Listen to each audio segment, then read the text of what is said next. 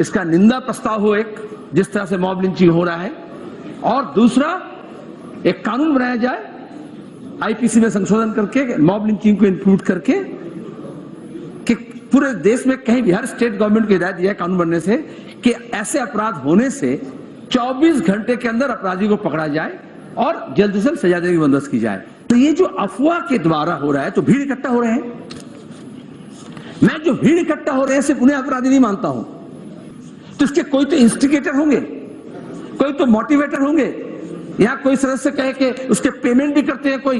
ये चर्चा तो हमें होना चाहिए था 2014 में, जब मोहसिन शेख को पूना में हत्या किया गया, खामोश रहे पूरे मुल्क, अखलाक हुआ, पहलू खान हुए। अब कहां तक जा रहा, मैं एक तरफा बात नहीं कर रहा हूं। ये जो डीएसपी कश्मीर के अयूब, उसकी भी हत्या हुई। Please please Ayub Pandit DSP, आज क्या नतीजा है? अभी देखिए एक वायरल हुआ ट्विटर में, सीआरपीएफ के ट्विटर में हमने देखा रीट्वीट में कि एक सीआरपीएफ नमाज पढ़ रहा है और दूसरा सीआरपीएफ जवान उसके कुलीग औजार लेकर के उसको पहरा दे रहा है। हम कौन सा देश बनाना चाह रहे हैं? कहां जाएंगे?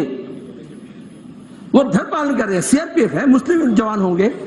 जम्मू कश्मीर में मैं ये कह रहा हूं किसका सरकार है, किसकी सरकार है। सवाल ये है कि आखिर हम इससे क्या सीख ले रहे हैं, हम कहां पहुंचना चाह रहे हैं। जफर खान को जिस तरह से हत्या की गई, क्या है मैडम, आप महिला, आप समझेगी, मैं सब गलत है। स्वच्छता अभियान चल रहा है, वो ओपन में क्यों करते हैं? शौचालय में एक महिला जब जाती है उसको गैरत होता है, और म्युनिसिपल वर्कर्स का फोटो उठा रहे हैं, और वो सोशल एक्टिविस्ट आपत्ति किया, हत्या हो गई। उसी तरह से रविंद्र कुमार पेशाब करने में आपत्ति किया, ई रिक्शा के ड्राइवर दिल्ली में, हत्या हो गई। मैं ये कह रहा हूं जब हत्या होता है और मॉब लिंचिंग होता है और उसको अगर कोई जस्टिफाई करता है तो वो सिर्फ एक दर्शन से नहीं होता, एक तरफ से नहीं होता, फिर इसको लॉ एंड ऑर्डर को समझ समझिए। हम कहां पे ले जा रहे हैं हमारे दिमाग को ठिकाने लगाने की बात है। और इसलिए मैं समझता हूं कि अभी जैसा नॉट इन माई नेम हुआ कि आखिर कोई हत्या कर रहा है तो हमारे नाम से क्यों करे? अगर कश्मीर के मिलिटेंट हत्या करता है तो वो मुसलमान के नाम से क्यों करे? वो हत्यारे है। अगर जुनैद को वो जो कवच लगाता है वो गलत है, वो दर्शन गलत है जो इसे प्रमोट करता है।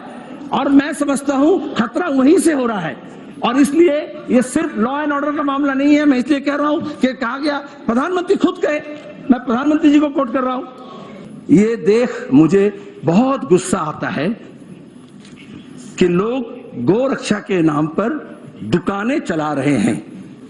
कुछ लोग रात के समय अनैतिक कार्यों में लिप्त रहते हैं और दिन में वो गौ रक्षकों का आवरण ओढ़ लेते हैं। कोई भी ये जो सांप्रदायिक मामला होता है धर्म के नाम पर, कोई भी धर्म का वो ओढ़ ले सकते हैं चादर अपने अपने तरीके से।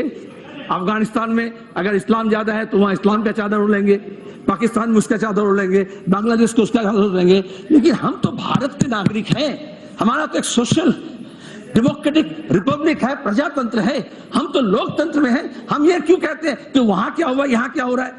केरल के मुख्यमंत्री प्लीज आज के दिन में सबको लेकर के बैठ के कहे कि चलो शांति का बात करते हैं, एक साथ बढ़ते हैं। ये काम प्रधानमंत्री नहीं कर सकते, ये काम उत्तर प्रदेश के योगी जी नहीं कर सकते, ये काम दूसरे प्रदेश के लोग नहीं कर सकते। सिर्फ निंदा करने से नहीं होता है, शांति के लिए प्रयास करना पड़ता है। और राजनीतिक हत्या की बात अलग है। आज पश्चिम बंगाल में सुनना चाहते हैं, दार्जिलिंग में 3 लोगों की हत्या की गई गाय का चोरी के नाम पर। जफा होता है, आप बंगाल की बात कर रहे हैं, सुन लो। दार्जिलिंग में आपके एमपी आते हैं, मैं गया उन तीनों के घर में, नसीरुद्दीन हो, समीरुद्दीन हो, उसके घर में गया।